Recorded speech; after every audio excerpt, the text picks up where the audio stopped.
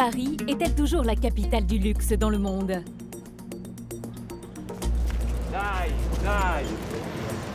Ce jour-là, place Vendôme, un homme veut en faire la démonstration. François Pinault, venu avec sa femme, et son fils, François-Henri. Propriétaire du grand joaillier Boucheron, la famille Pinault crée l'événement. Vous êtes déjà enregistré? Oui. Vous voulez dire quelle place? Oui. C'est en haut. Ici. Ah d'accord, ok, merci. Pour la circonstance, une pléiade de stars a été invitée. Parmi elles, les actrices Laetitia Casta ou Charlotte Rampling.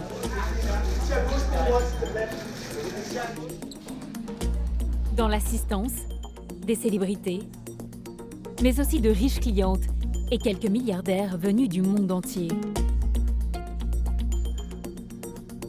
C'est bon? Vous êtes prêts? Non. Alors attention, on a peu de temps, c'est maintenant. Je fais le temps. Tiens, tu lui mets ça et je lui enlève son collier. En coulisses, c'est l'ébullition. Cette année, la marque innove. Pour la nouvelle collection, fini les présentoirs, ce sont des mannequins qui porteront les parures, façon défilé haute couture. Une grande première pour la marque, le joaillier compte surprendre ses clientes. Vous l'avez bien, et bien voilà, là on la voit vraiment bien. À la baguette, Claire, la directrice des créations. Et on disait que pour cette collection, on donnait la vie aux pièces en les présentant portées. On a le sentiment que ça va donner plus de force et mieux mettre en valeur le travail fait sur cette collection. Donc voilà, on se lance sur ce type de présentation. Ces bijoux, qui ont demandé 1 an de travail, sont des œuvres d'art. À lui seul, ce collier serti d'un diamant jaune de 20 carats vaut près de 3 millions d'euros. Vous vous sentez habillé? Oui, je brille. Silence complet. Action.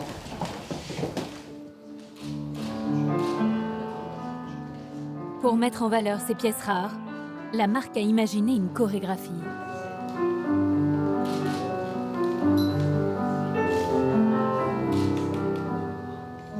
Cette gestuelle met en valeur les bijoux, on sent une douceur, une élégance. Donc voilà, c'est très différent au final d'un défilé de haute couture. C'est vraiment ça, un instant. Un instant qui va durer une demi-heure. Le temps pour les photographes d'envoyer leurs images dans les magazines du monde entier. Des images qui feront de Paris la ville du luxe et du glamour. Mais derrière le rideau, Claire ne veille pas seulement au bon déroulement du défilé. Ces derniers mois, plusieurs joailliers se sont fait braquer leurs bijoux. Pour sécuriser les parures, ces dizaines de valises attendent. Après chaque passage, les bijoux sont rangés et emportés en lieu sûr, sous la surveillance discrète de quelques vigiles. Là, il y a Charlotte qui arrive. Là-bas, Charlotte. Je l'ai. Super.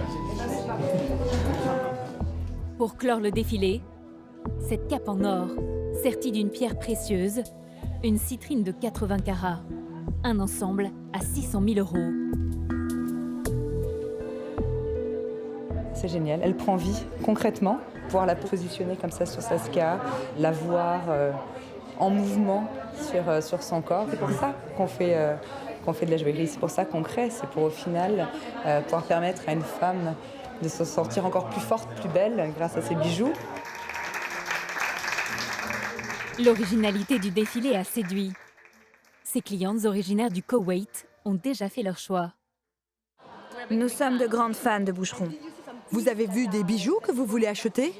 Oui, la cape en or est impressionnante et celui avec le gros diamant au centre de la fleur.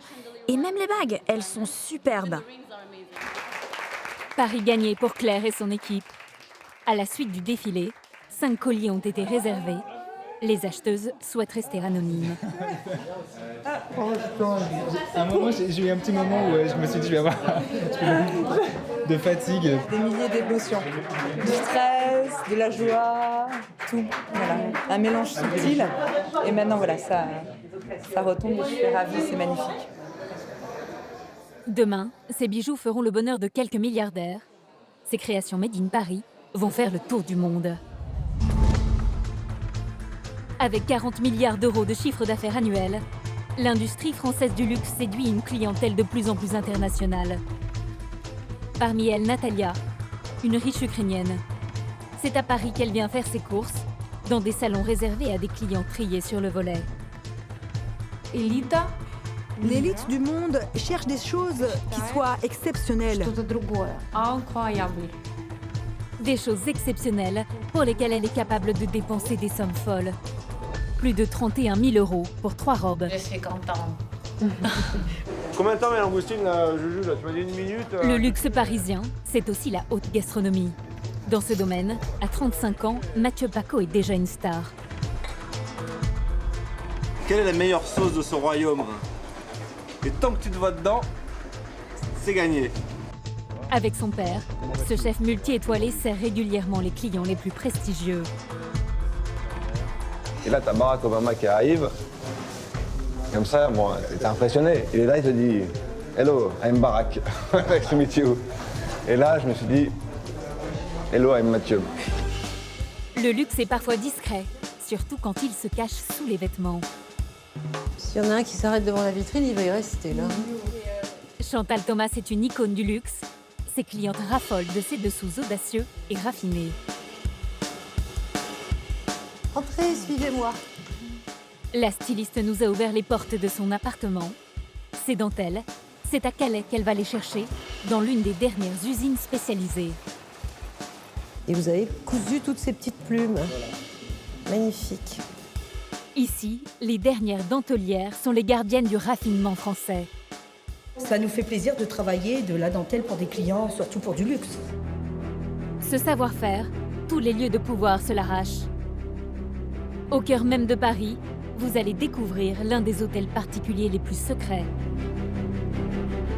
On est habitué à mettre des porte-manteaux pour que le drapeau il soit toujours en triangle. Même la résidence de l'ambassadeur des États-Unis fait rayonner le luxe à la française. Les écartements de verre, là, les gars. Moi, droit à l'erreur, c'est un truc qui rentre pas dans mes critères. C'est impossible. Zéro erreur. Séduire une clientèle haut de gamme et soigner chaque détail, c'est le credo des grandes marques françaises et de Gigi. Dans la capitale, elle est l'une des rares femmes voiturières. Vous en avez pour combien de temps à peu près? Une bonne heure. C'est une vraie voiture de luxe, d'une famille saoudienne très réputée, royale. Son rôle, épargner aux clients des grandes maisons les tracas du stationnement. Ils sont plus détendus pour acheter. Mais depuis plusieurs mois, cette industrie du luxe est menacée. Les boutiques des beaux quartiers font face à une impressionnante série de braquages. Une vingtaine de montres ont été dérobées. Les individus ont pris immédiatement la fuite. Le plus retentissant, celui de Kim Kardashian. La star a été victime d'un vol de bijoux d'une valeur de 9 millions d'euros. Ce climat d'insécurité fait fuir la clientèle, alors l'industrie du luxe a décidé de réagir. Les joailleries ont développé des techniques étonnantes, comme ces présentoirs rétractables en cas d'attaque. Elles ont aussi renforcé la formation de leur personnel. Ce qui fait que le client, il n'a pas la tentation de mettre la main dans la vitrine. Dans les secrets du luxe à Paris, voyage dans un univers où toutes les folies sont permises. Cet après-midi, Natalia et sa fille Christina quittent leur appartement des beaux quartiers de Paris. Oh, on dirait qu'il va pleuvoir. Une limousine est là, le chauffeur les attend.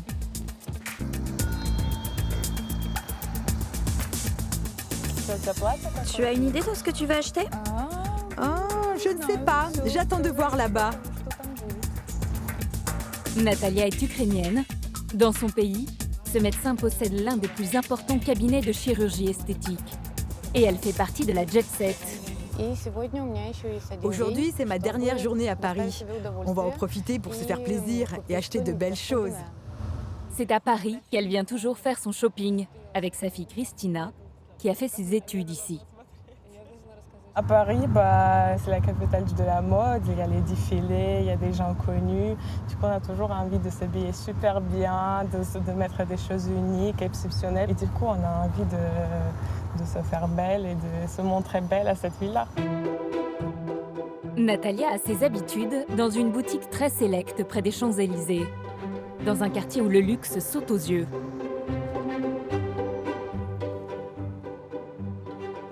Bienvenue aux Suites, une boutique réservée à une clientèle fortunée. Ça fait plaisir de vous voir. Vous êtes très élégante. À peine arrivées, Natalia et sa fille sont délestées de leur sac à main. Les clientes doivent se sentir libres de leurs mouvements. La séance shopping doit être la plus agréable possible. Ça, c'est une jupe. On peut porter ensemble, ça va être quelque chose d'extraordinaire. Tout est en alligator. Et donc, en fait, vous pouvez détacher pour emmener en soirée. Cette boutique est très prisée par la clientèle étrangère. Car ici, elle peut s'offrir des modèles exclusifs dessinés par les créateurs du monde entier. C'est très chic. Ça, c'est la designer américaine qui s'est fait connaître pour les lunettes de Lady Gaga, Rihanna, Beyoncé. La boutique ouvre le dimanche si les clientes le demandent et les séances shopping peuvent se terminer très tard. On ferme à 21h normalement le soir, mais si les clientes ne peut arriver qu'à 20h30 pour un essayage relativement long, là, on va pousser jusqu'à 22h, 22h30, 23h, jusqu'à ce qu'elles choisissent leur robe et qu'elles finissent leurs achats. C'est un service sur mesure. Exactement.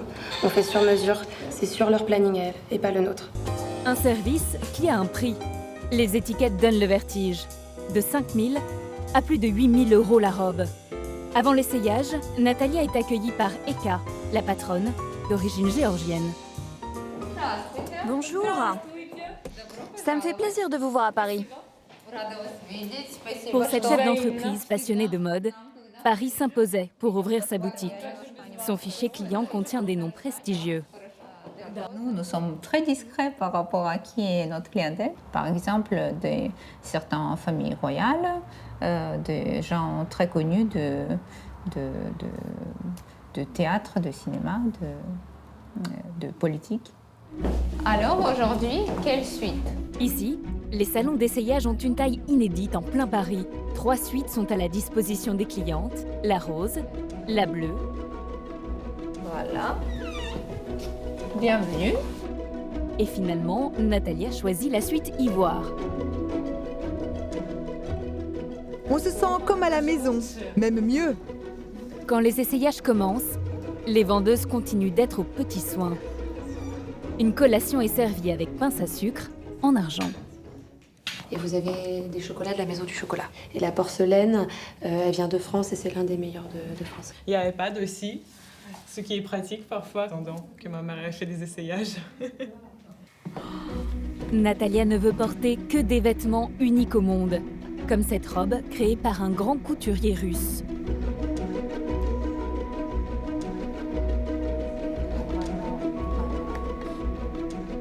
Elita Mira. L'élite mondiale cherche des choses exceptionnelles. Et ici, Eka nous propose des pièces rares qu'on ne voit nulle part ailleurs. Deuxième robe, créée par un styliste géorgien.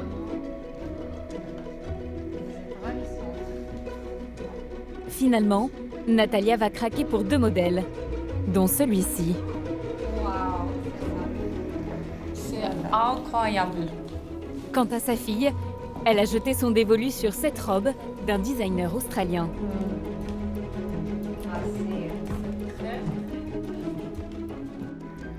La facture arrive sur un plateau.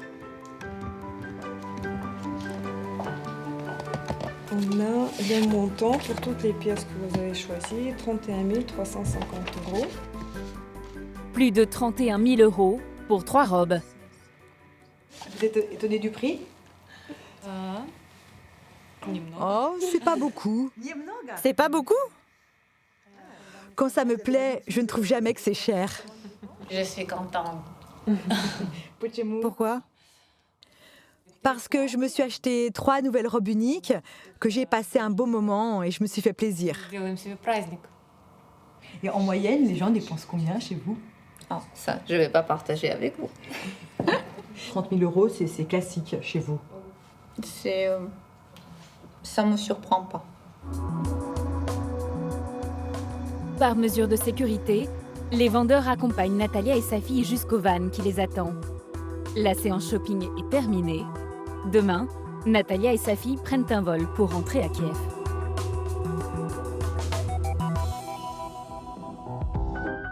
L'un des plus beaux endroits de la capitale se trouve dans le cœur historique de Paris, dans le Marais. Voici la place des Vosges. Ce matin, un homme y arrive de bonne heure. Mathieu Paco connaît comme sa poche ce joyau du XVIIe siècle. J'ai grandi ici. Et c'était un peu une enfance privilégiée? Ouais, bien sûr. J'avais l'école qui était là-bas, je prenais mon cartable, on venait ici, on jouait au foot. Après on courait, on a fait toutes les conneries du monde. Enfin moi en tout cas, ici, je me suis régalé. Sous ces arcades se cache l'un des plus grands restaurants du monde, l'Ambroisie, dirigé par son père, Bernard Paco. Voilà, ça c'est l'Ambroisie. Cette adresse mythique détient un record. Elle affiche 3 étoiles au guide Michelin depuis 30 ans. Salut Matt. Bernard Paco est le chef de ce restaurant. Orphelin, il a travaillé dur toute sa vie pour bâtir ce temple de la gastronomie. Il a tout appris à son fils. C'est un peu la rivalité entre vous? Toujours. Toujours, c'est normal, conflit de génération, c'est C'est bêta. celui qui fera qui aura les 3 étoiles le plus vite. Lui, il l'a fait en 6 ans. On va voir le... Alors ça, c'est un peu... Il n'y a pas de concours là-dessus. Oui, mais moi, j'ai C'est jamais évident. Je ne mais joue bon, pas. ce fut un grand maître. Ah, ce fut, je ne le suis plus. C'est dommage. Hein. Dommage pour toi, parce que peut-être t'en as encore besoin. En novembre 2015, père et fils ont vécu une expérience inoubliable. Cuisiner pour l'homme le plus puissant de la planète, le président américain Barack Obama, en visite à Paris. Vous avez des photos, justement? On a la photo officielle. Toute la famille, ma sœur, ma mère. C'est marrant parce que on était là, devant, on attendait Obama, il y a du monde de partout. Les services secrets nous jettent dehors. Ils disent « Non, on ne peut pas rester là, vous pouvez rester là, entrer dans la cuisine ». Là, il y a François Hollande qui arrive, qui dit « Si, ils peuvent rester là ». Donc on reste devant. Et là, tu as Barack Obama qui arrive. Comme ça, moi, t'es impressionné. Il est là, il te dit « Hello, I'm Barack, nice to meet you ». Et là, je me suis dit « Hello, I'm Mathieu ». Et c'était très drôle. Puis ils avaient un timing hyper serré. Donc il fallait aller vite. Il y avait les goûteurs, les machins. Ils me disaient, bon, vous mettez tout sur le pass, choisis un plat. Et le plat, il part pour le président Obama, au pif. Pour voir si c'était pas empoisonné? Ouais. Non, c'est une très grande expérience. Non, sa plus grande expérience, c'est ma naissance. Sous la houlette de son père, Mathieu a grimpé tous les échelons d'une brigade de cuisine pendant 15 ans. Celle-là, c'était il y a... Là, c'était plutôt conflictuel. Là, c'était la période des conflits et des bagarres. Mais moi, je ne fais pas de différence entre les employés et la famille. Donc, le travail, c'est le travail. C'est pas trop dur de travailler avec son père, alors? Non, c'est dur de travailler avec son fils. C'est pas pareil. Désormais, Mathieu vole de ses propres ailes et espère bien dépasser son père dans le cercle très fermé des chefs 3 étoiles. Pour cela, il traverse la capitale et se rend cette fois-ci à l'ouest, dans les beaux quartiers de Paris. Face à la Tour Eiffel, le Trocadéro. C'est ici qu'il a ouvert son propre établissement, il y a 3 ans. C'est déjà l'un des plus prestigieux et des plus chers de la ville. Et un turbo, une côte de veau pour dos, pour 2 et 3 agneaux à point. Dans sa cuisine, Mathieu travaille les produits les plus luxueux.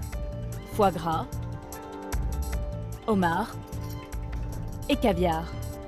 Ce prodige de la gastronomie n'a eu besoin que de quelques mois pour décrocher 2 étoiles au Michelin, une première dans l'histoire du célèbre guide. Combien de temps mes langoustines, Juju? Là, tu m'as dit 1 minute, Kiki, mais... Sa spécialité, des plats travaillés avec des produits nobles, comme ces langoustines royales au caviar et à la crème de fenouil. Quand on voit une langoustine qui est comme ça, qui est translucide, on sait qu'elle vient d'être cuite, quoi. Ça, c'est de la grande cuisine. Et à la maison, c'est vous qui cuisinez? Je m'y mets de temps en temps, surtout pour ma fille, qui est ma cliente la plus difficile. Elle est pas polie. C'est-à-dire que si c'est bon, elle va le dire. C'est pas bon, elle va le dire aussi. Cette assiette coûte 180 €. Mais ce type de plat n'est pas forcément le plus rentable. Un plat comme ça, à préparer, ça coûte une fortune. On va mettre presque 1 kg de langoustine brute, 40 grammes de caviar, donc déjà, tu as quasiment déjà hors taxe 80 € de matière première. Donc, pour gagner de l'argent, il faudrait que je la vende, je sais pas, 240 €. Et c'est indécent, quoi. Il y a qu'Alain Ducasse qui peut faire ça au Plaza. Ici, les bouquets de fenouil sont posés délicatement. Un souci d'exigence permanent, comme avec cette sauce, au corail de homard. Je veux que ça brille. Là, tu vois, là c'est un miroir. Là. Alors, quand on se regarde dedans, on voit. Et là, tu dis, quelle est la meilleure sauce de ce royaume? Et tant que tu te vois dedans, c'est gagné. L'objectif de Mathieu, offrir à ses clients une expérience inoubliable. Aujourd'hui, Philippe et Gabriel veulent vivre ce privilège. Cet avocat parisien et sa fille viennent pour une grande occasion. C'est un événement un peu particulier, c'est la fin de son cursus d'avocat. Donc tant qu'à faire, on s'est dit qu'on allait fêter le dernier examen dans un bon endroit et en profiter pour bien manger. J'ai hâte de découvrir ce que ça va donner. Ça valait le coup de réussir le barreau. On n'a pas encore les notes, mais ça valait le coup de le finir en tout cas.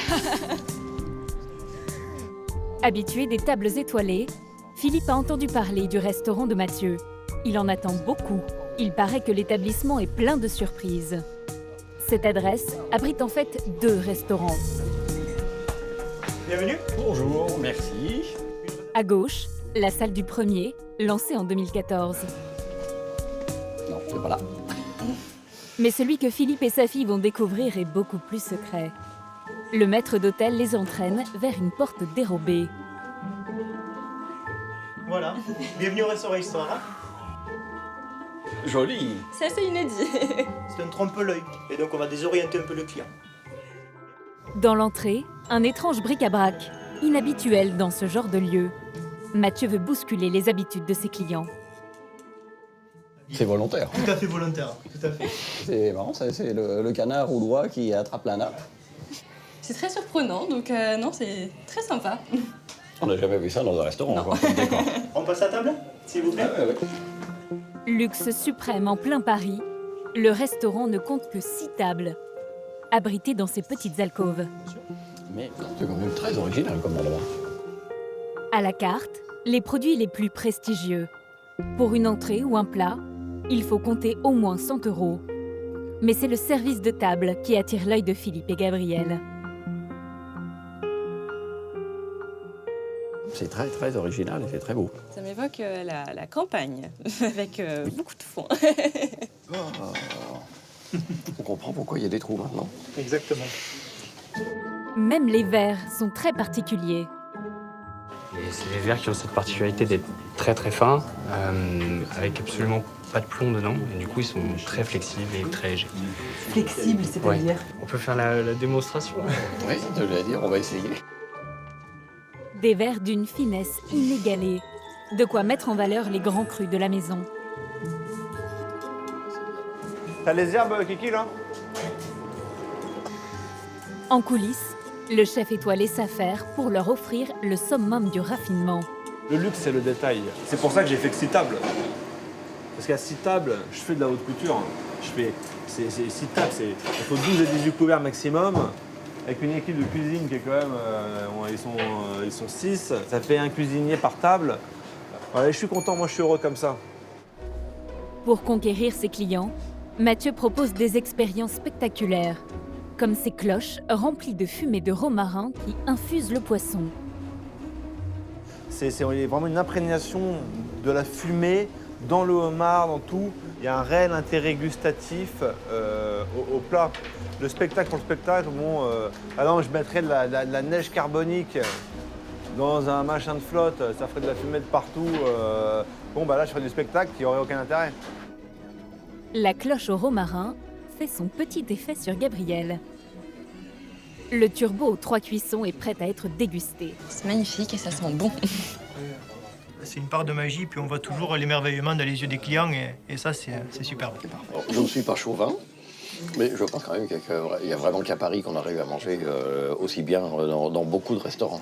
Même quand on va à Londres, il y a des restaurants qui ont des macarons, mais je pense que les échelles ne sont pas les mêmes. Il y a d'excellents restaurants en Espagne aussi, mais ça n'a rien à voir, quoi. Les desserts arrivent, et là encore, rien ne se passe comme ailleurs. On termine en beauté, un feu d'artifice de plusieurs desserts. Il y a 7 desserts au total, plus les milliardises, au cas où. On est impressionné devant cette dessert. Pour un menu complet, accompagné de grands crus, il faut débourser plus de 1 000 € pour 2 personnes. C'est vraiment un endroit rare à Paris. Il mérite largement ces 2 étoiles. Maintenant, il va falloir faire en sorte qu'il ait sa 3e. Je pense que ça les vaut quand même assez largement. Décrocher 3 étoiles au guide Michelin, c'est le rêve que caresse Mathieu. Ce Graal, son père l'a obtenu en 6 ans. Si Mathieu y parvient, ce serait une consécration. T'imagines la beauté de la scène. Tu viens tu prends tes 3 étoiles Michelin, t'as ton père qui est là, parce que vous savez, mon père un jour il a dit un truc très très beau, il a dit mon fils, il brillera pour moi, non pas par l'argent qu'il a, mais par les étoiles Michelin qu'il aura. Et pour y arriver, Mathieu ne néglige rien. Il vise l'excellence, offrir les meilleurs mets et les plus grands crus. Des trésors qu'il cache dans un lieu ultra sécurisé. Fingerprint. Une cave mieux gardée qu'une banque qu'il a accepté de nous faire découvrir. C'est toute ma fortune que... Cette cave à vin est estimée à 500 000 €. Sur ses étagères, des dizaines de très grands crus, comme ce Bourgogne, le plus cher de l'établissement. Samuel, le sommelier, en parle toujours avec émotion. Sur carte, on la propose à 8 000 €. C'est des choses qu'on vend rarement et quand on les vend dans une vie de sommelier, c'est toujours un moment exceptionnel. On peut se faire le cryo bâtard. Bâtard sur langoustine. L'idée de Mathieu, associer à chaque plat un verre de très grand cru pour pousser le luxe à son plus haut niveau. Le but du cuisinier et du restaurateur, c'est de pouvoir offrir à son client un souvenir éternel. Il y a une clientèle pour ça, à Paris. Il y a bien des gens qui vont acheter des sacs à main chez Hermès à 10 000 €, donc ils peuvent manger un menu. Mais comment servir du vin au verre sans gâcher le reste de la bouteille? Pour ça, le chef utilise cet outil révolutionnaire. Cette aiguille perce le bouchon et permet de tirer un verre sans ouvrir la bouteille. Un gaz neutre est injecté en même temps pour ne pas éventer le vin. Ce qui est incroyable, c'est que la bouteille, après, on peut la garder 1 mois, 2 mois, 3 mois, ça ne bouge pas. C'est-à-dire que le vin, il reste identique à ce qu'il était. Mathieu souhaite maintenant se lancer un nouveau défi. Il veut donner un coup de jeune à une institution parisienne, une adresse prestigieuse tombée en désuétude. Et pour réussir dans quelques jours, le jeune chef va devoir employer les grands moyens. Autre lieu, autre ambiance. Derrière la place de la Concorde se trouve la rue la plus luxueuse de Paris. Cette artère longue de 2 km, c'est le faubourg Saint-Honoré. Il abrite le palais de l'Élysée, de grandes ambassades étrangères et rivalise avec la 5e avenue de Manhattan. Les palaces mythiques, comme le Bristol, côtoient les grandes marques. Dior, Cartier, Chanel, des vitrines qui donnent le tournis. Vêtements, bijoux, ici on compte en dizaines et parfois même en centaines de milliers d'euros. Et beaucoup de clientes font la queue devant ces boutiques. Ces 2 touristes russes veulent acheter un sac dans cette maroquinerie réputée.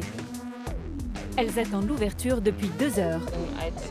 Ça fait 4 fois que je reviens et que je fais la queue pour être la première. Mais ils nous disent toujours « Revenez demain, peut-être que vous pourrez passer commande ».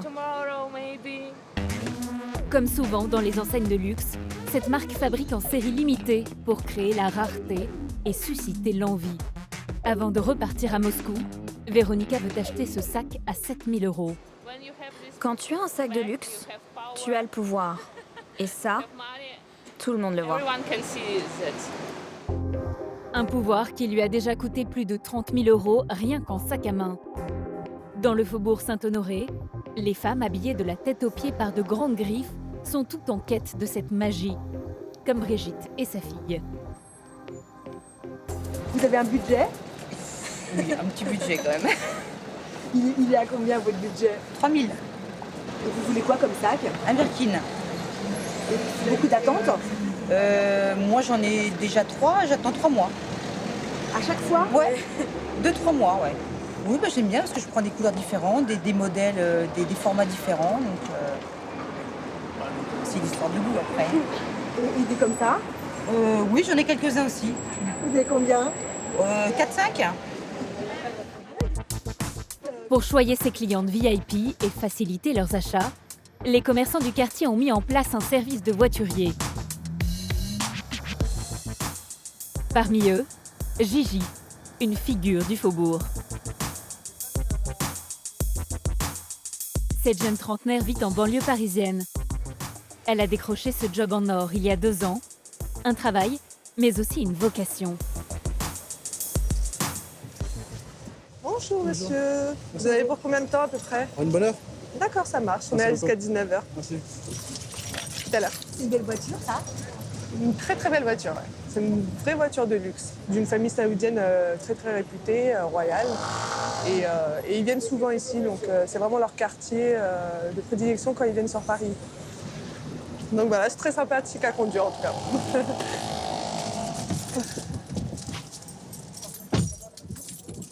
Gigi veille sur des cylindrés hors de prix, comme cette Rolls Fantôme, d'une valeur de 500 000 €.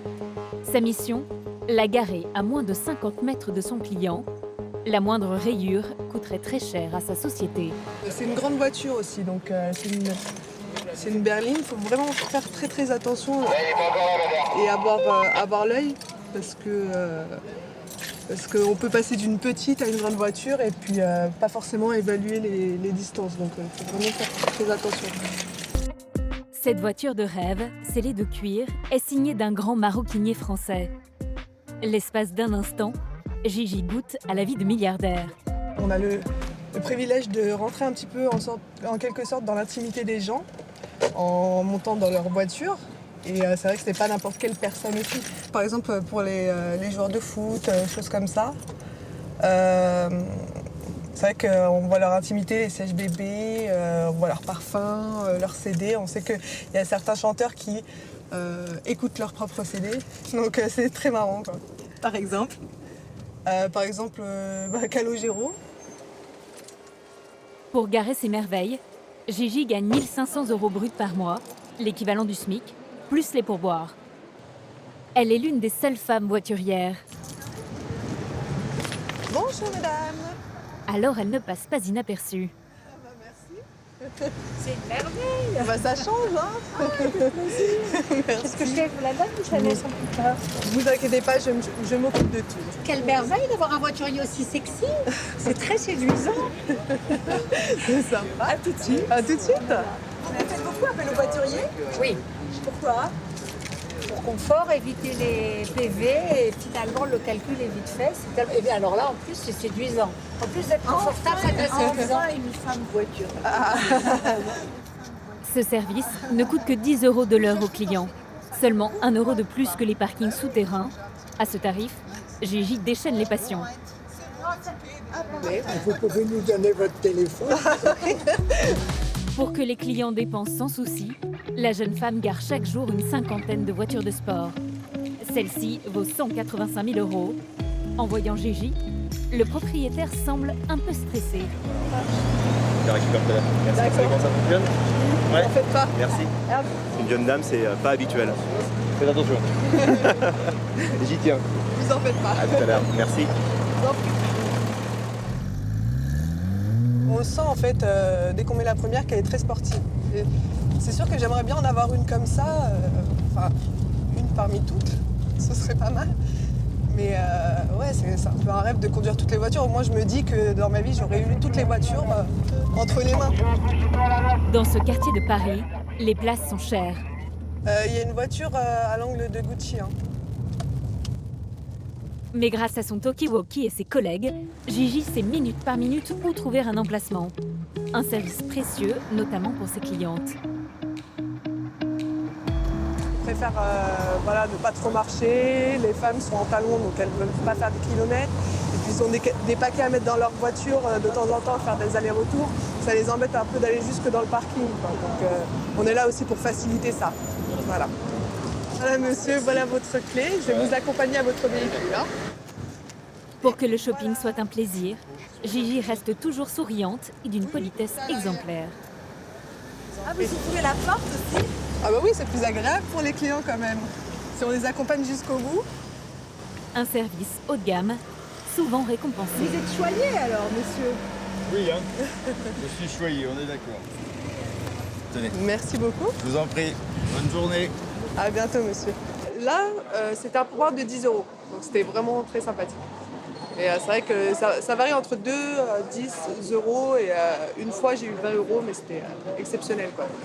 Et pour certaines personnes aisées comme les Qataris, c'est limite une tradition de donner des pourboires. Il va y avoir une personne qui va les suivre pour distribuer simplement leurs pourboires. Donc c'est aussi une façon de se montrer et de montrer qu'on a du pouvoir ou de l'argent. Un job qui ravit Gigi. Lancé il y a 3 ans, ce service de voiturier est devenu un maillon important du développement du commerce de la rue.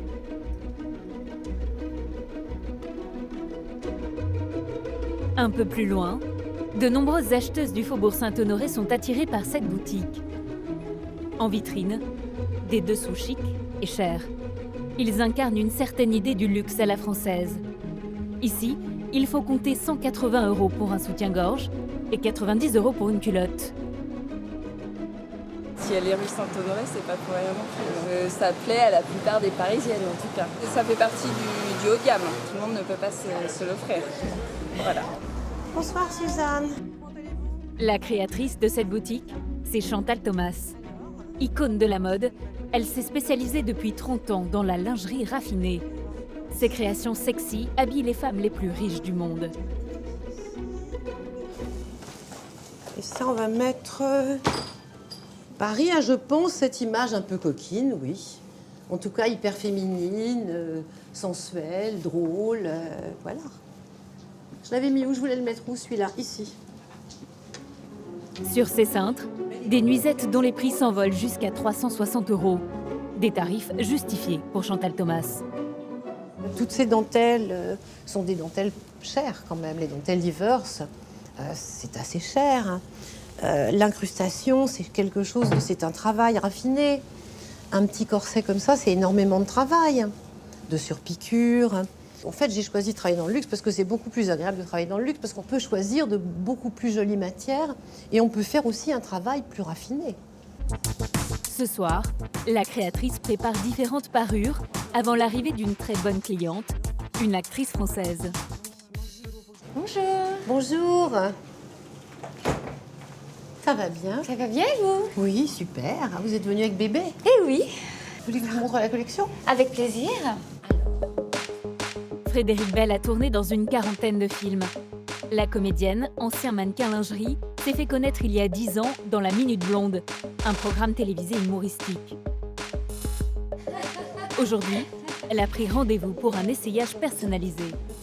Celui-là, vous l'avez en déjà? fait, j'étais presque tous. Ah bon, d'accord. Mais pas les nouveaux? J'ai pas les nouveaux, parce qu'en général, quand je tourne, je me fais habiller en Chantal Thomas. D'accord. J'ai besoin de lingerie qui se voit pas, parce que je mets beaucoup de haute couture, beaucoup de très très belles robes, et souvent les sous-vêtements doivent être inexistants. C'est-à-dire que vraiment cacher et être au service de la robe. En noir et cher. C'est très joli. Si l'actrice est parfois habillée gracieusement pour ses tournages, les essayages personnalisés peuvent rapporter beaucoup d'argent. Il y a quelques mois, Chantal Thomas a reçu des clientes venues du Moyen-Orient. Elle a réalisé sa plus grosse vente en moins d'1 heure. La boutique était remplie de sacs cadeaux, parce que en fait, c'est des gens qui achètent pour tout le monde, pour toute la famille, pour leurs sœurs, pour leurs cousines. Donc elles prennent un modèle, elles en prennent 10. Donc c'était beaucoup, oui. Une très grosse journée, vous vous rappelez? C'était une très grosse journée. Je crois que c'était à 60 000 €. C'était énorme. C'est très joli avec les petites fleurs. En quelques minutes, Frédéric a déjà flashé sur plusieurs modèles. Voilà, j'ai trouvé le noir. Ah, super. Alors j'ai même le panty. Ah, c'est drôle ça. Chantal Thomas a l'habitude de choyer ses clientes. L'accueil est excessivement important, particulièrement pour de la lingerie où c'est quand même quelque chose d'intime. Et donc il faut avoir un côté assez complice et discret en même temps. Attention, je sors. Pas mal. pour un film, pourquoi pas, ça peut être rigolo. Garçon de Luna. Moi j'aime bien, c'est quand le saint il regarde en l'air. Là c'est un autre scénario où je dois servir. S'il y en a un qui s'arrête devant la vitrine, il va y rester là. J'adore les sous-vêtements, mais parfois je les porte pas parce que j'ai peur de les abîmer. Elle aime ça, ça lui plaît et en plus elle est belle, ça lui va bien. Alors donc la vie est belle, oui. Ah ça c'est top. Ça c'est magnifique, ça fait vraiment pin-up. Il est fait pour moi. Absolument. J'adore. Je vais prendre celui-ci puis le même en couleur chair. D'accord, il est bas. Bon, je cherchais rien au départ, mais on trouve toujours. C'est ça le problème. Voilà. Frédéric Bell repart avec 2 ensembles et une paire de bas.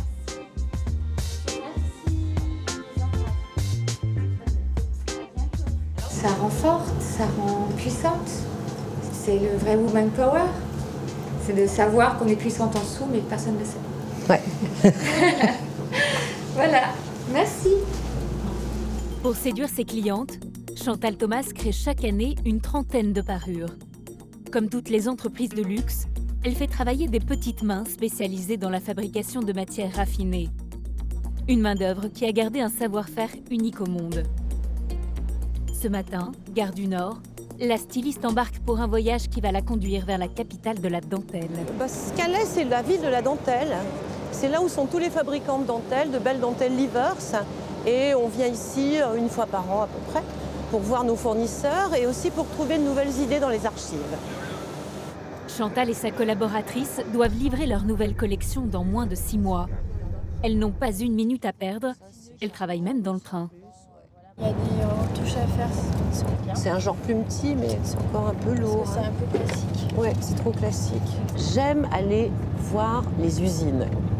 Et je suis beaucoup plus inspirée en voyant, en allant sur place. Tout le monde ne le fait pas, il y a plein de créateurs qui ne vont pas dans les usines. Il m'est arrivé de travailler, de faire des bouteilles, je suis allée dans les usines de verre. J'ai fait une collection de matelas, de lits pour Tréca. Il y a quelques années, je suis allée voir comment on faisait des matelas. J'aime bien voir comment c'est fait. Calais, le berceau de la dentelle française depuis 1820. Au début du siècle dernier, les usines employaient ici 400 000 personnes.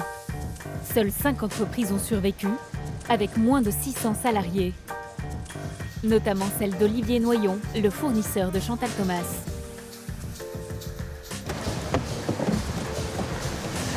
Chantal.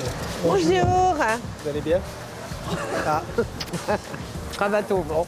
Exactement. Il fait beau. Il fait très beau à Calais. Olivier Noyon travaille avec les plus grandes marques de haute couture parisiennes. C'est votre VIP? Oui, bien sûr. Je ne sais pas si je pourrais dire un VIP, c'est beaucoup plus que ça, Chantal. C'est un symbole pour Calais. Vous savez que Chantal est la marraine de la Cité de la Dentelle et le label Dentelle de Calais-Caudry, elle le défend depuis longues années. Vous entendez le bruit des machines derrière?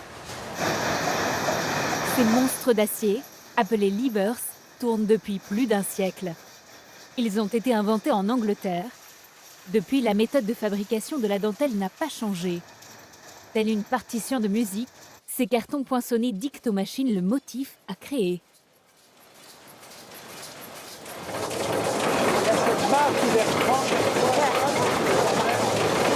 Et ça, c'est ce qu'on change tous les jours. Ces métiers à tisser produisent 2 mètres par heure de dentelle de Chantilly, la plus délicate. C'est l'industrie lourde pour le luxe.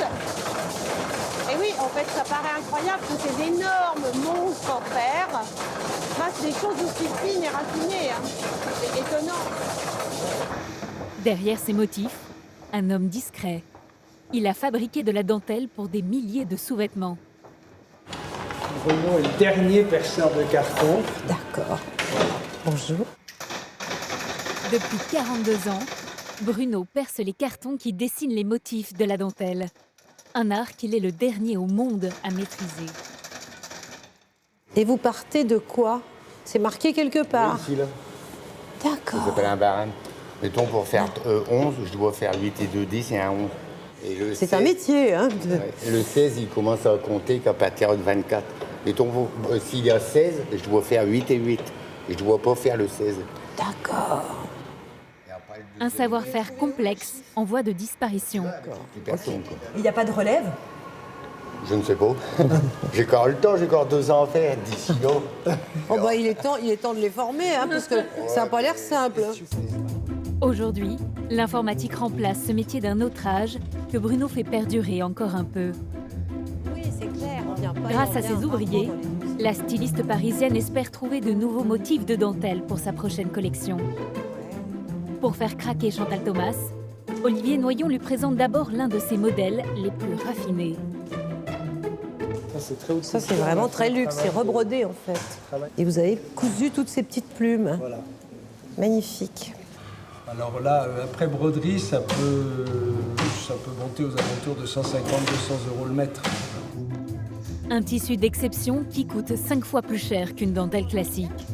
Chaque mètre de cette chantilly est retravaillé durant 2 heures pour broder ses plumes à la main. Dominique travaille ici depuis 36 ans. Finaliser ces pièces destinées aux maisons de luxe est pour elle une fierté. Je pense pas que moi personnellement je pourrais le porter, mais ça nous fait plaisir, moi et mes collègues, ça nous fait plaisir de travailler de la dentelle pour des clients, surtout pour du luxe. C'est quand même des personnes de la haute société, donc ça nous fait plaisir. En voyant ça, on se dit, ben, on l'a eu dans les mains, dans des magazines de mode. Quand on voit ça, ben, on dit à ses enfants, on dit à son mari, tiens, regarde, c'est ce que moi j'ai fait ça. C'est d'une beauté, ça. Ah oui. Avant de faire leur choix, Chantal Thomas et sa collaboratrice demandent à voir d'autres dentelles. Pour nourrir leur imagination et créer des modèles uniques, la caverne d'Ali Baba. elles se rendent dans le Saint des Saints, les archives secrètes de l'usine. Ces dizaines de livres renferment toutes les dentelles fabriquées par la maison depuis 1 siècle et demi. On va pouvoir fouiller. C'est joli ça. Plus de 10 000 échantillons, autant de sources d'inspiration pour sa prochaine collection. Ça, c'est magnifique, par exemple. Il y a une finesse du dessin qui est extraordinaire. Au fil des pages, Chantal découvre des pépites. Et ça, pour faire une petite culotte, une petite feuille de vigne, ça serait bien aussi, pour cacher. Ah, je sais pas ce que je cherche. Je cherche la surprise. Je cherche quelque chose qui va tout à coup me donner des idées, en fait. Mon idée du luxe, c'est l'originalité. Hein. C'est faire quelque chose que personne n'a jamais fait. Là, le petit éventail, si on peut mettre la couleur, le point de couleur, comme celui-là. Après 3 heures, la styliste jette son dévolu sur plusieurs motifs. Cet éventail des années 30 ornera un des soutiens-gorge de sa future collection. Elle le fera redessiner sur mesure. En galon avec l'autre côté. Mais vous l'agrandissez quand même, pas du double, mais un et demi. Ouais. Et puis, on va faire effectivement écossais et rose, parce que ça, c'est un truc qu'on a envie de faire depuis longtemps quand même. Ces dentelles vont également aider Chantal Thomas à relever un nouveau défi. Au revoir. Merci. La styliste a accepté de se lancer dans un projet périlleux, créer les tenues des danseuses du Crazy Horse. Le célèbre cabaret parisien lance un nouveau spectacle et la première se déroule dans quelques semaines. Bon, bon courage et bonne soirée. Aujourd'hui, ce savoir-faire si français dans le domaine du luxe est très recherché, notamment dans les lieux de pouvoir. Retour au cœur du faubourg Saint-Honoré, où ils sont nombreux. Il y a bien sûr l'Élysée, l'ambassade de Grande-Bretagne, mais dans cette avenue se cache un hôtel particulier inaccessible et l'un des plus luxueux de la capitale. Placé sous très haute surveillance, voici la résidence de l'ambassadeur des États-Unis. Allez, on est parti. Depuis 40 ans, l'hôtel de Pontalba est la demeure des diplomates américains. Sous ses lambris dorés se déroulent régulièrement de fastueuses réceptions. Et à la manœuvre, tous sont français.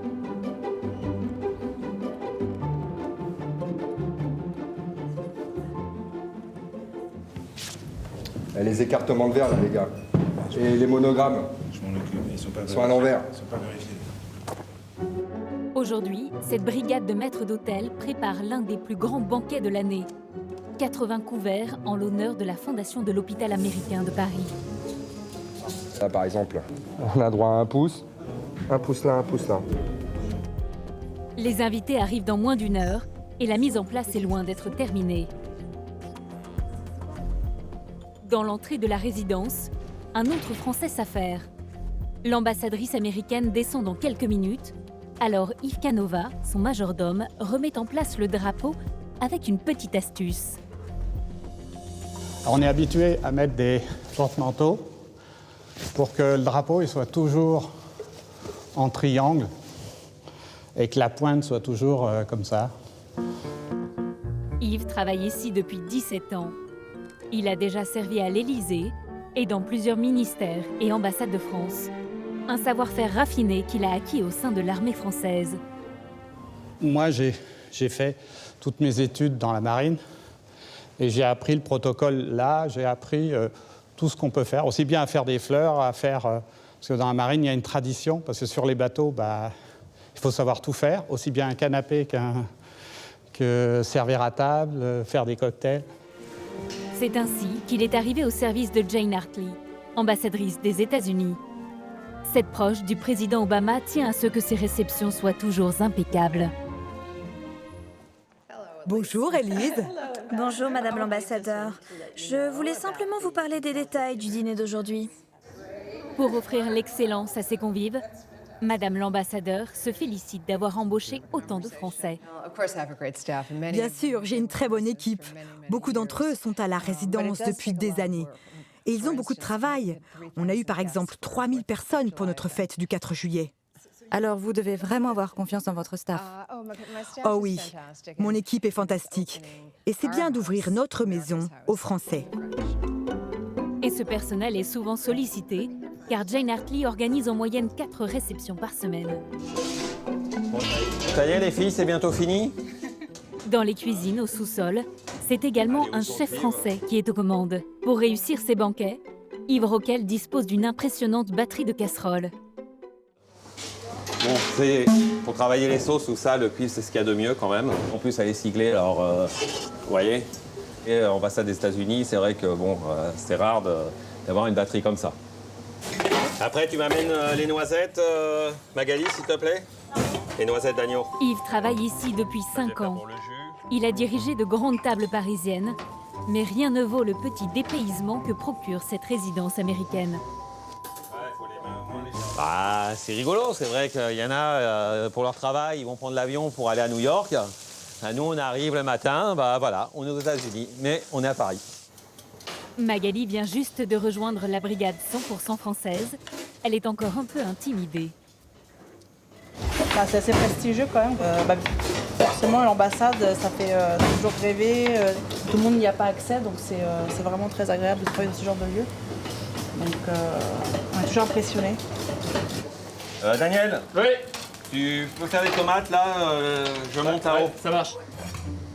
Pour trouver les herbes fraîches qui raviront les papilles de l'ambassadrice, Yves dispose d'un privilège rare. Faire sa cueillette dans l'un des endroits les plus secrets de Paris. Ici, c'est tout le jardin de l'ambassadeur, c'est-à-dire que le jardin fait à peu près 1 hectare. Et après, ici, voilà, vous avez tout le potager, avec des herbes aromatiques et des fruits de saison. C'est-à-dire que là, voilà, quand on a un petit peu de fraises, l'ambassadeur, au petit déjeuner, on lui fait une petite salade de fraises. C'est vrai que c'est agréable. Au lieu d'en commander, on les a à domicile. C'est-à-dire que ça, c'est génial. C'est un peu le chic du chic. C'est le chic du chic, c'est vrai. Tout le monde n'a pas la chance d'avoir ça sur son lieu de travail. 12h30, les petits fours font leur apparition dans le grand salon. Les 80 invités sont bien au rendez-vous de la réception de l'ambassadrice. Hello, how are you? Nice to see you. Oh yes, how are you? I remember. Tous sont de riches donateurs de l'hôpital américain. Être convié dans cette résidence au cœur de Paris est un honneur que la directrice de la Fondation apprécie. Et c'est très, très, très joli ici. Tout le monde veut venir ici. Je trouve que les Français ont le meilleur goût du monde.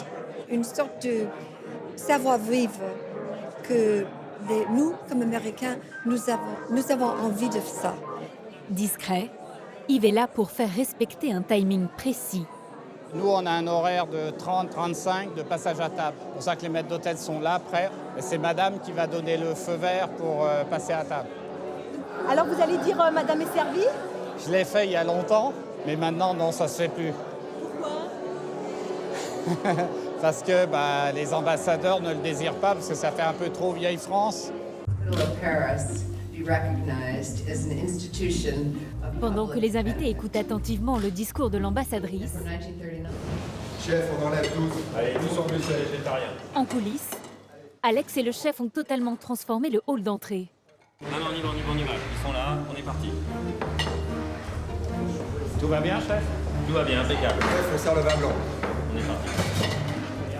Au pied du grand escalier, un poste avancé de dressage a été monté, une organisation militaire tout droit sortie du cerveau d'Yves. Depuis la cuisine, remonter par les escaliers ou par les passes, c'est trop long et ça refroidit. Alors que là, on est à quelques mètres de la salle et ça va beaucoup plus rapide. En moins d'1 heure, la centaine de convives arrivent au dessert sans aucun problème. Allez, partez les gars, commencez. Et le café dans la foulée. Malgré ce rythme effréné, les maîtres d'hôtel ne relâchent jamais leur vigilance. La moindre assiette mal présentée ne part pas. Alors, allô, la salade de fruits, là. Allô, on reste pas ça comme ça, hein. On n'est pas chez... on n'est pas au bistrot, ici, hein. Il est 15h, la fin du banquet a sonné. Encore une réception réussie pour Madame l'ambassadrice. Yves, le majordome, doit remettre le couvert dans 1 heure pour un cocktail de 100 personnes et surtout tenir le rythme. C'est pas trop fatigant? Si, c'est fatigant parce que c'est vrai que avant-hier, je me suis couché à 1h du matin. Ce matin, j'étais là à 7h30. Hier soir, j'ai fini à 22h30. Ouais, ce matin, 7h30. Et ce soir, pas avant 21h. Donc c'est vrai que c'est fatigant. Mais bon, le principal, comme je dis, c'est que l'ambassadeur, l'ambassade et leurs services sont contents. Après le reste, c'est pas grave. Comme Yves, les gardiens du luxe parisien se démènent jour et nuit pour maintenir ce niveau d'excellence et faire briller la capitale. À Paris, Thierry Robert fait lui aussi partie des artisans essentiels de l'industrie du luxe. Il exerce un métier rare et risqué, chasseur de pierres précieuses pour une grande joaillerie. Une profession exposée au braquage. Exceptionnellement, il a accepté de se laisser filmer. Nos fournisseurs n'ont pas envie du tout d'être connus, reconnus, et c'est vrai que la sécurité compte énormément. Au service de la maison Boucheron, Thierry court le monde pour trouver des pierres précieuses. Mais une partie de ces joyaux, il les achète à des grossistes cachés dans Paris. Des adresses discrètes, protégées par des sas blindés.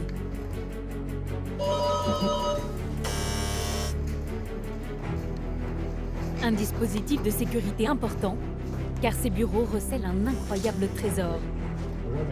Vous allez bien? Bien et vous? Très bien. Bienvenue, merci de venir jusqu'à nous. Écoutez, suite à votre appel, je ne pouvais pas rater ça.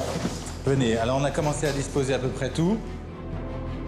Sur cette table, 1 millier de pierres précieuses, des saphirs, des émeraudes, des rubis, valeur totale près de 10 millions d'euros. Thierry espère trouver chez ce revendeur réputé un rubis et un saphir jaune que la maison Boucheron lui a commandé. Ça semble bien. Vous me laissez jeter un petit coup d'œil pour commencer, j'aime bien faire un tour. Thierry a appris ce métier auprès de son père et lui a succédé. En cas de coup de foudre pour une pierre, son budget peut dépasser le million. L'œil affûté, il repère vite une pièce très rare. Superbe. Superbe. Ouais. Un paparazza de 14 carats qui avoisinerait les 400 000 euros. Une pierre assez atypique, puisqu'en fait, elle est vraiment entre le orange et le rose. Enfin, Oui, c'est ça. Alors, le paparazza, c'est très difficile à trouver. Ça fait partie, si vous voulez, du côté sympathique de ce métier, c'est de flasher à un moment donné sur une ou deux pierres en particulier. Et qu'est-ce qui vous fait flasher, justement? La matière, la brillance. Ce négociant est tailleur de pierre. Mais la qualité de certaines gemmes est parfois défaillante, alors le pari est risqué. Comme pour son dernier rubis brut de 411 carats, similaire à celui-ci. On l'a payé 200 000 $ et aujourd'hui, on nous en offre pas 10 000. Donc oui, là, dans ce cas-là, il y a eu une grosse perte. Mais aujourd'hui, il est taillé? Et aujourd'hui, il est taillé. Malheureusement taillé, parce que peut-être qu'en brut, j'aurais pu le revendre à quelqu'un qui aurait été plein d'illusions comme moi. Mais malheureusement, en le taillant, non, ça a été une vraie catastrophe. C'est un métier dur. C'est pour ça que d'ailleurs, il n'y a pas beaucoup de nouveaux intervenants et que souvent, c'est un métier qui s'apprend de père en fils et c'est pas monsieur qui dira le contraire. Les erreurs coûtent très cher. Les deux hommes se connaissent bien. Pourtant, ils travaillent sous l'œil de caméras. Elles enregistrent chaque vente pour éviter les vols. Pour piquer la curiosité de Thierry, le négociant lui dévoile une de ses dernières pièces, un rubis exceptionnel. Mozambique? Oui. Là, ensemble, vous avez craqué. Craqué. Disons que j'apprécie la pierre. Pour ne pas faire monter le prix, Thierry ne montre pas son enthousiasme, mais il est séduit. Une bonne nouvelle pour son fournisseur. Pour acquérir toutes ces pièces, il s'est endetté.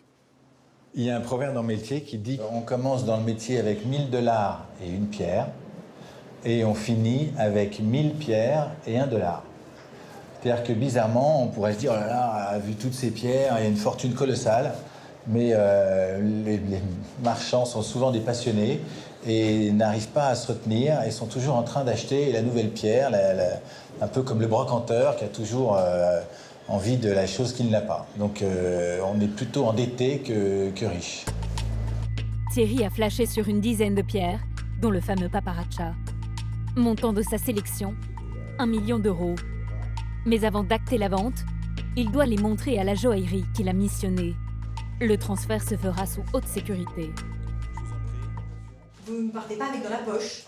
Jamais, pour des questions d'assurance.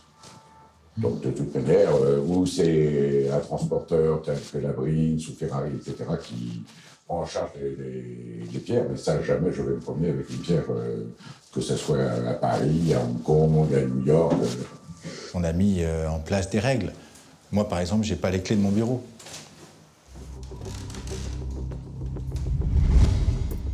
Si les professionnels et les maisons de luxe prennent autant de précautions, c'est qu'elles sont victimes depuis plusieurs années de braquages et de vols avec violence. Des attaques à main armée ou à la voiture bélier. Une vingtaine de montres ont été dérobées. Les individus ont pris immédiatement la fuite. Ça a été très court, évidemment, vous l'imaginez, l'espace de quelques minutes peut-être. L'agression la plus retentissante s'est produite en octobre dernier. La star Kim Kardashian a été victime d'un braquage ultra-violent. 3 hommes se sont introduits dans cet hôtel particulier. Ils l'ont ligoté et menacé avec un revolver. Ils sont repartis à vélo avec des bijoux d'une valeur de 9 millions €. Après son audition, la star a quitté Paris. Elle n'est jamais revenue.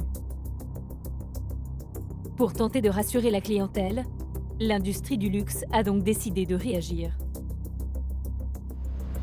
Nous sommes à quelques mètres du Bristol, près du très chic faubourg Saint-Honoré. C'est ici qu'Yvan Ledour, PDG de la marque française Gringoire, s'est offert une nouvelle adresse. Vous sonnez même chez vous? Nous sonnons systématiquement pour toute une salle de sécurité, bien entendu. Bonjour Tiane, vous allez bien? Oui, très bien. Et vous, merci. Il vient d'installer ici sa première boutique parisienne. Ses bijoux vont de 500 € pour ses bracelets à 3 500 en moyenne pour les bagues. Et plus encore pour la plus belle pièce de la maison. Pour ce collier-là, avec la tourmaline verte, du saphir et de l'améthyste. C'est à 29 200 €. Chaque matin, ces vendeuses installent pendant une demi-heure 200 pièces dans les vitrines.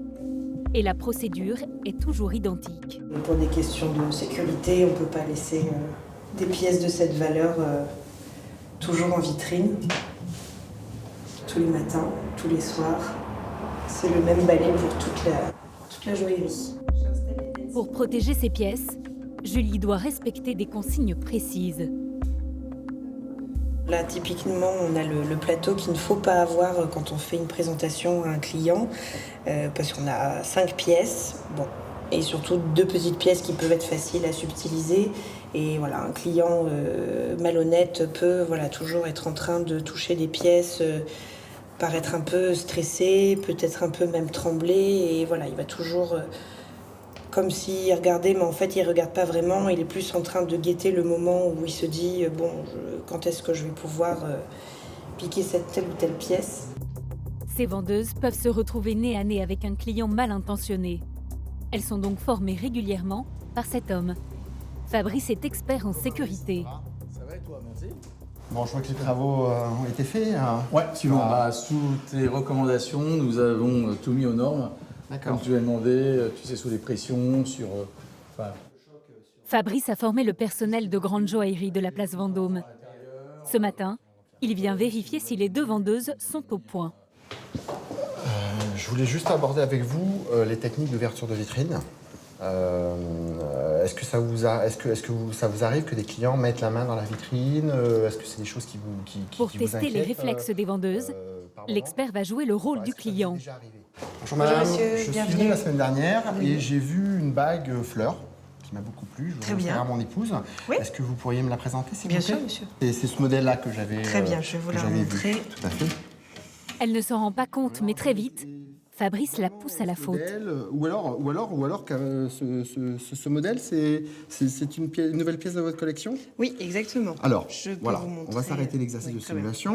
Hein? Quel est le problème pour vous? Le client est très proche de la vitrine D'accord. et prend le dessus par rapport à moi. Par rapport à la vendeuse, voilà. d'accord, très bien. Donc là, ce que je vous propose, c'est qu'on va refaire l'exercice. Et vous allez faire la cliente, et moi, je vais faire le vendeur. D'accord? Très bien. J'aime beaucoup celle aussi. Bien sûr, madame, je vais tout à fait je vais vous la présenter. Voilà, alors, on va s'arrêter là. Quelle est la différence entre moi et ce que vous avez fait tout à l'heure? Vous êtes côté ouverture de vitrine. Voilà, je me suis positionné côté ouverture. Ce qui fait que ma vitrine ici représente une protection naturelle. Et ce qui fait que le client, il n'a pas la tentation de mettre la main dans la vitrine. Très grave.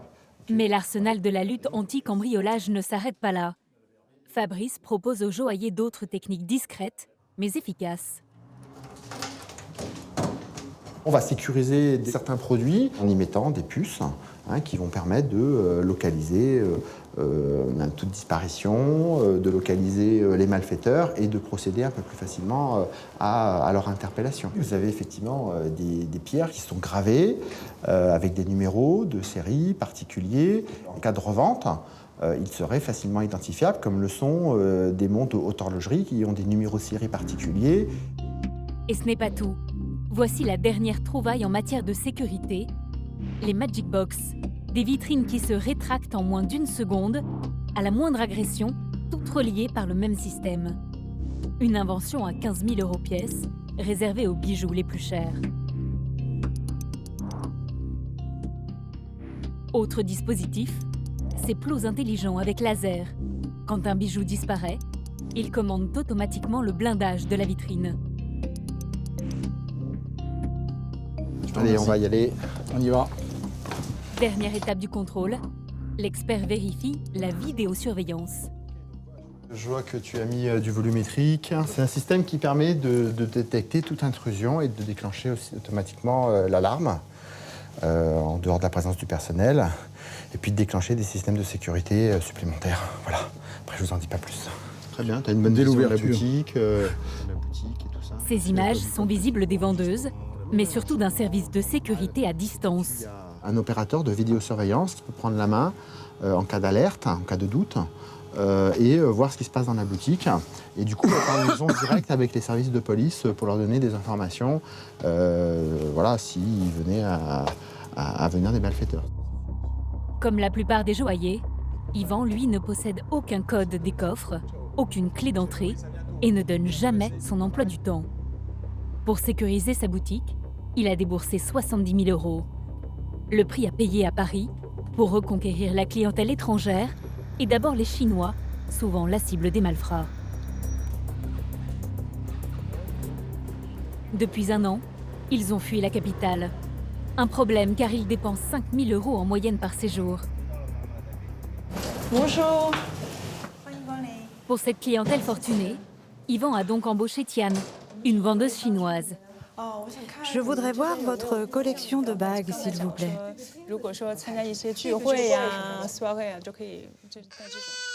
Cette cliente recherche une bague de couleur rose. Ouais. Elle aime bien tout ce qui brille en fait.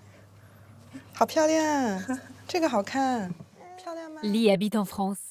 Elle a vu ses compatriotes subir des agressions à répétition. Les Chinois deviennent maintenant une cible privilégiée. Et dès qu'il va, il y a un groupe chinois, des voleurs, et les pickpockets, et ils regardent, c'est bonne l'occasion de voler leur liquide. Par exemple, l'année dernière, il y a mes amis qui sont venus voyager ici. Je crois qu'ils ont amené 3 000 € dans leur sac. Ils ont juste pris un petit déj. Après, le sac, il se fait voler. Parce que les Chinois, ils ont toujours l'habitude de prendre beaucoup de liquide chez eux. Donc, mes amis disent qu'à Paris, peut-être maintenant, ce n'est pas la ville privilégiée pour voyager. Après une demi-heure d'essayage, Li opte finalement pour cette bague en saphir rose et diamant. C'est toi qui payes. Son prix, 3 715 €. Personnellement, je préfère des bijoux occidentaux plutôt français parce qu'il y a plus de design élégant. Je trouve que c'est très parisien pour moi. Pour faire revenir la clientèle chinoise, Yvan ne compte pas s'arrêter là. Nous travaillons aussi avec des guides qui sont des apporteurs de clientèle quand ils viennent. Qui sont rétribués au pourcentage de ce qu'ils achètent ici. Oui, après nous avons un échange pour eux, ce qui est normal. Et pour nous, c'est vraiment important. Grâce à ses efforts, il espère reconquérir une clientèle qui préfère aujourd'hui faire ses achats à Londres ou à New York. Un grand merci à vous. Merci. Merci. Au revoir, mademoiselle. Au revoir, merci.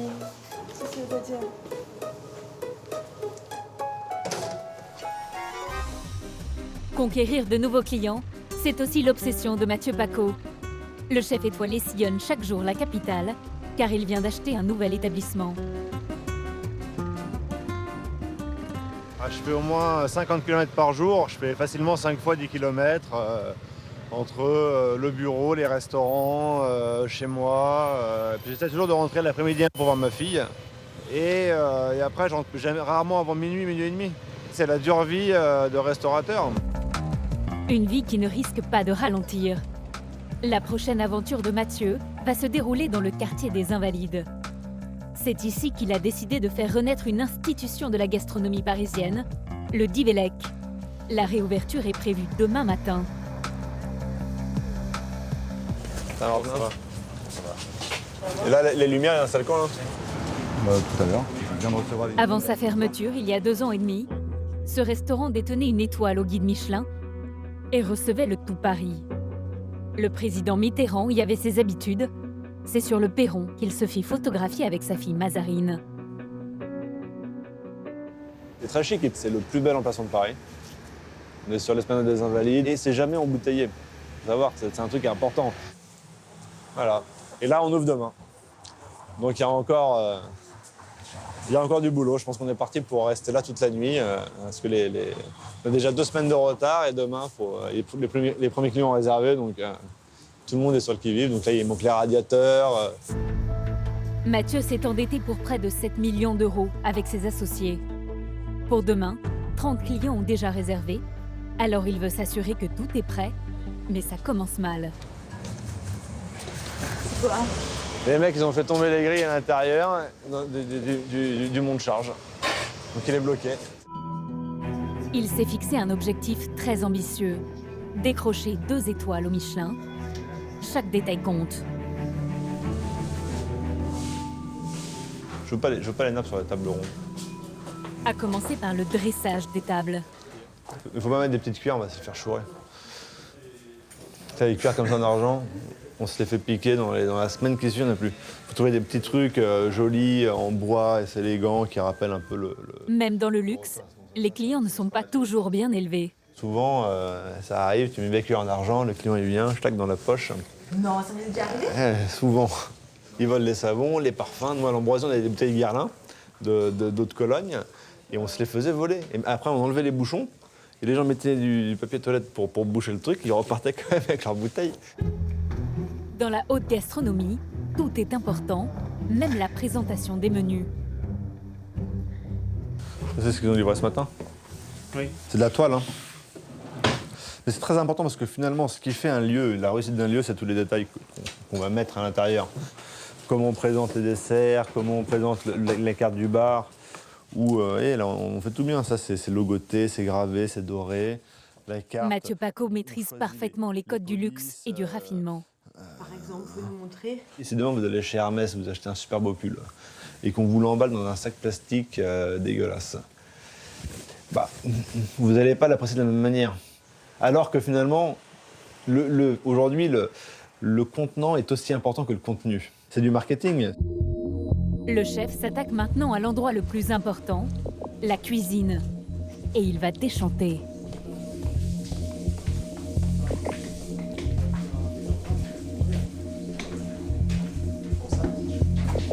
Putain, c'est n'importe quoi ça.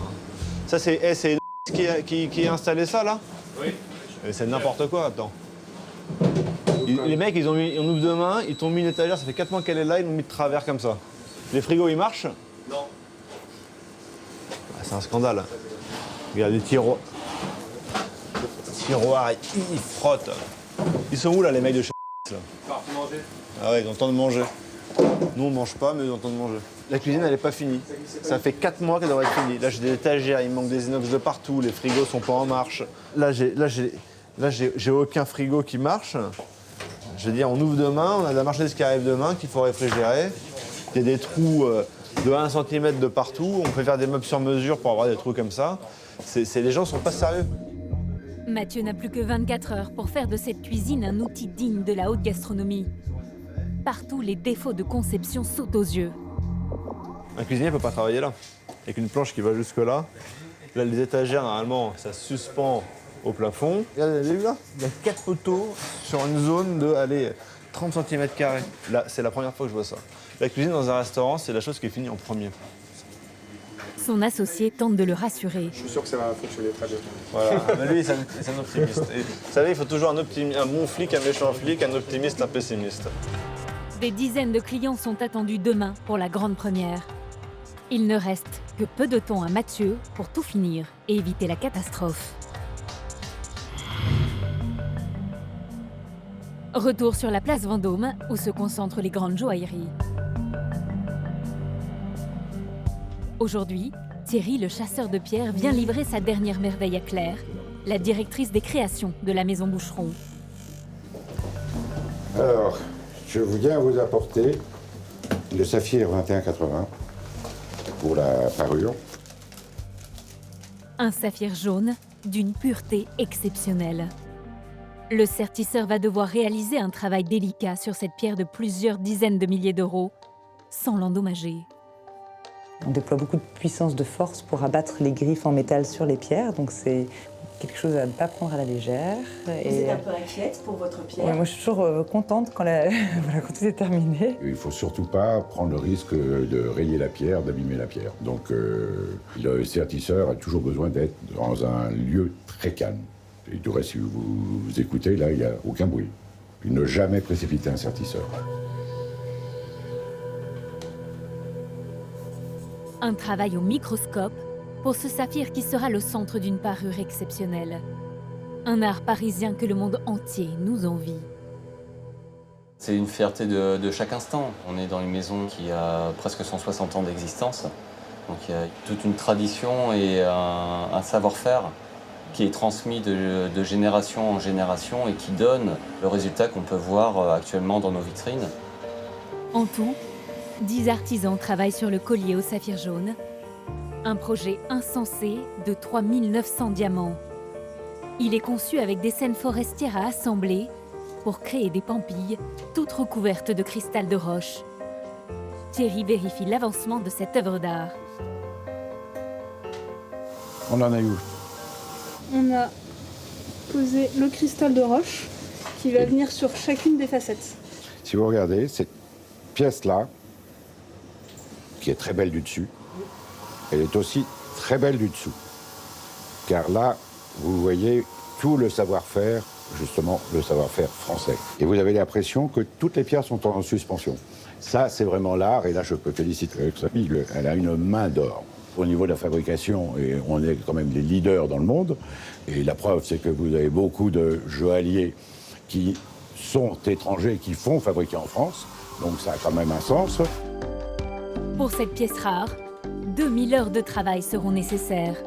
Dans quelques semaines, une cliente portera cette parure de plus d'1 million d'euros et fera rayonner la réputation de la maison.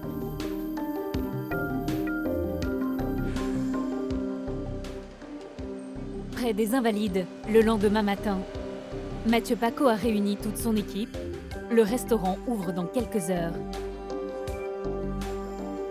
Ce soir, on prend le temps. Hein, c'est pas grave, c'est le premier jour, les gens vont comprendre. On envoie les choses bien, on prend le temps. 30 personnes ont réservé pour l'inauguration. Le jeune chef et son équipe sont sous pression. Hein, l'ouverture, c'est la première image que les gens voient. C'est-à-dire que quand on ouvre un restaurant, ils s'en souviennent tout de suite. Donc c'est pour ça qu'on limite le nombre de couverts pour faire en sorte que, sur l'ouverture, en tout cas sur les 2-3 premières semaines, on prenne notre temps, que le service aussi puisse s'habituer au fonctionnement, que les cuisiniers s'habituent au nouveau matériel. Vous n'avez aucun doute? J'ai des doutes, mais je ne le montre pas. En tout cas, pas devant les équipes. Voilà, allez, on y va. La principale crainte de Mathieu, les cuisines. Hier encore, elles étaient en chantier. Ça a changé en 24 heures. Hein. Son coup de sang a fait son effet. Les frigos marchent, 5 degrés, tout fonctionne. C'est bon. Ah, hier, j'y croyais pas. Mais bon, dès que t'as l'huissier qui passe, hein, ça règle le problème. Les portes du restaurant ouvrent dans quelques minutes. Allez, vous mangez tout là parce que... Mathieu ne laisse rien passer. Il veut instaurer dès le départ un très haut niveau de qualité. Là, tu vois, là, moi je suis un client, j'ai un restaurant, je vois ça. Et donc on change sur des projets comme ça. Faut vraiment être l'œil du tigre. Même l'ambiance lumineuse a été soigneusement étudiée. Le secret pour que ce soit un succès, c'est que le client se sente toujours beau. C'est pour ça que la lumière a son importance. Tout est étudié. Pour faciliter ce premier service, les clients vont devoir se contenter de 2 menus. On prépare une langoustine en amuse-bouche. Palourde aux agrumes, sole à l'oseille, homard au minestrone. Mais dès les premiers envois, Mathieu pointe quelques petits problèmes. Alors, on n'a pas fait les sols encore. Si. C'est la deuxième table. Ok, fais-lui. Alors attends, non, j'ai une connerie.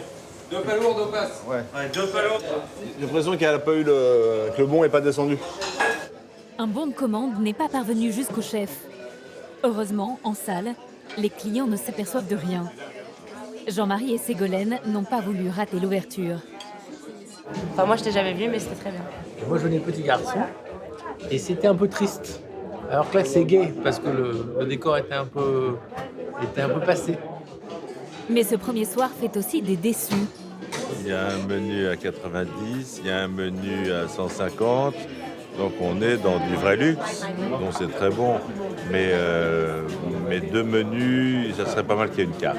Il faut laisser une certaine souplesse aux clients. Effectivement, ils sont un petit peu en rodage, je pense, comme ils nous disent. Bravo, je suis vraiment content de vous voir là.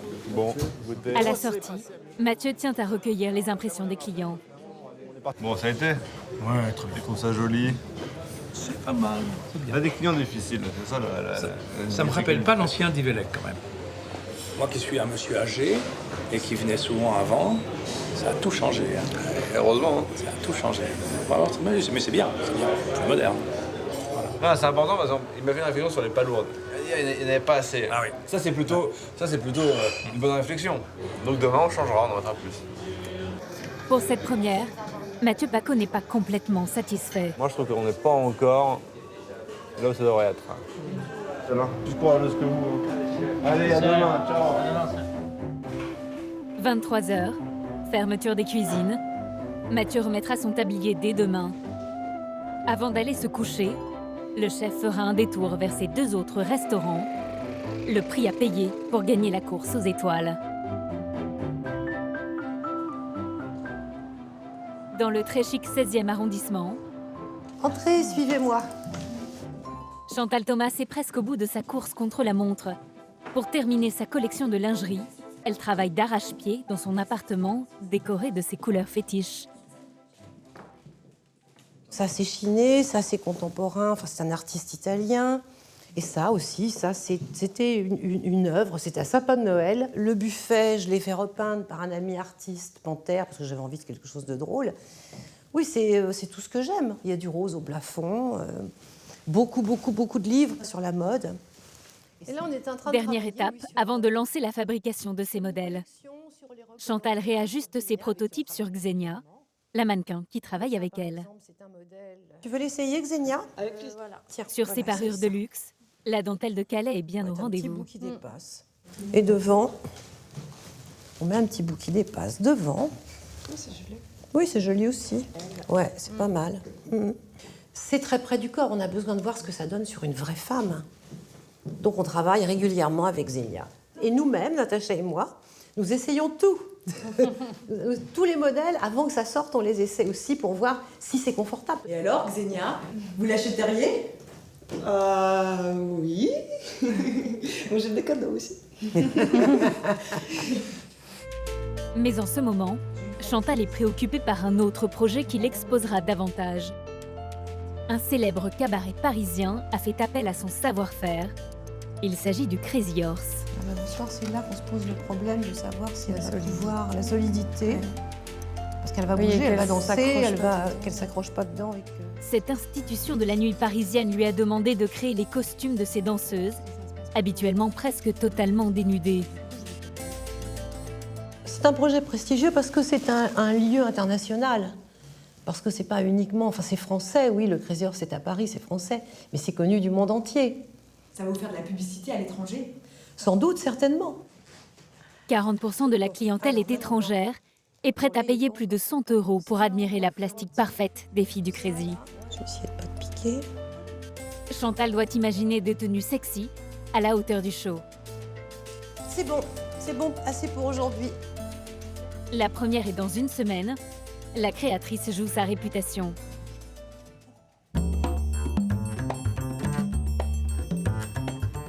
Quelques jours plus tard, sur les Champs-Élysées, c'est à 2 pas que se trouve la très chic avenue Georges V. Un autre quartier luxueux de la capitale. Il abrite le Crazy Horse, connu dans le monde entier. Je peux sauter, hein. Merci. Pour Chantal Thomas, c'est le grand jour.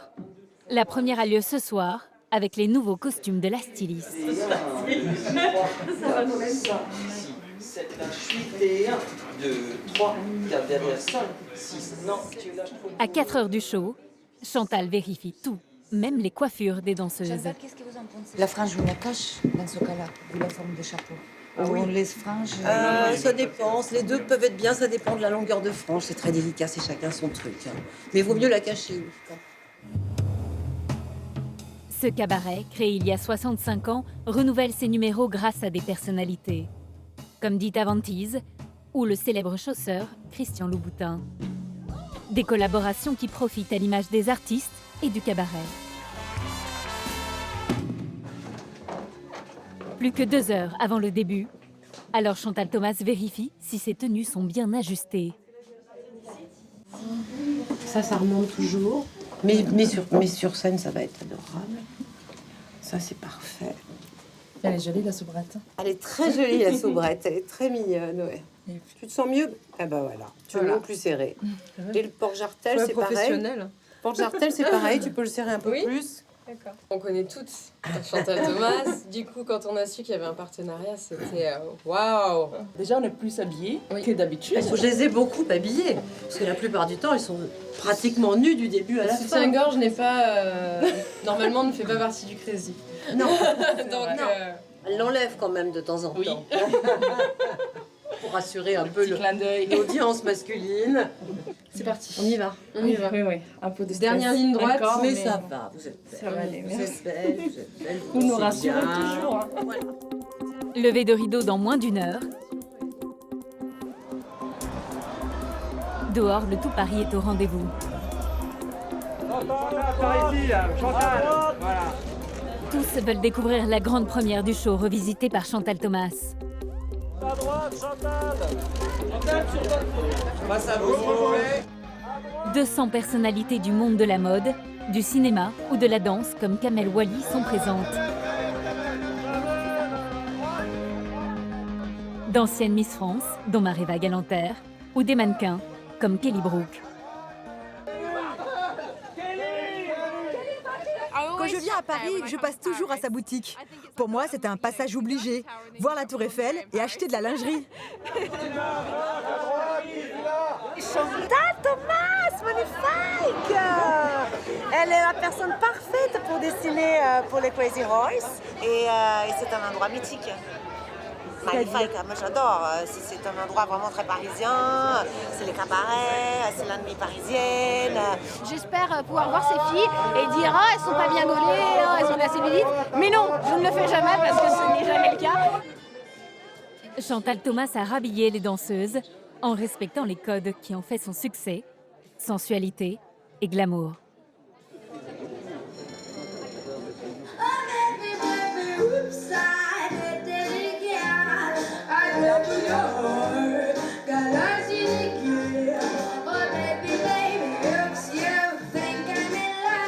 Depuis les coulisses, la créatrice observe tout et tremble à chaque mouvement des filles. Vous savez que c'est pas si facile parce qu'il y a plein de choses, plein de lingerie qu'on a essayé avec lesquelles elles ne pouvaient pas danser. Parce que ce sont vraiment des danseuses. Donc il faut pouvoir bouger dedans, c'est pas si simple que ça. C'est du costume.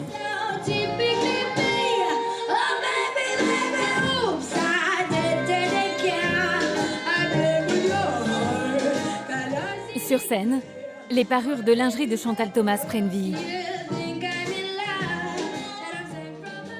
La styliste a transposé son univers, le noir et le rose. Comme prévu, la dentelle de Calais est à l'honneur, avec ce rideau sensuel. Je suis contente de l'avoir fait, c'est une jolie expérience. Ouais. C'est angoissant, mais c'est bien. Paris réussi pour Chantal Thomas et les danseuses. Ce soir, le chic parisien a encore fait briller la capitale mondiale du luxe.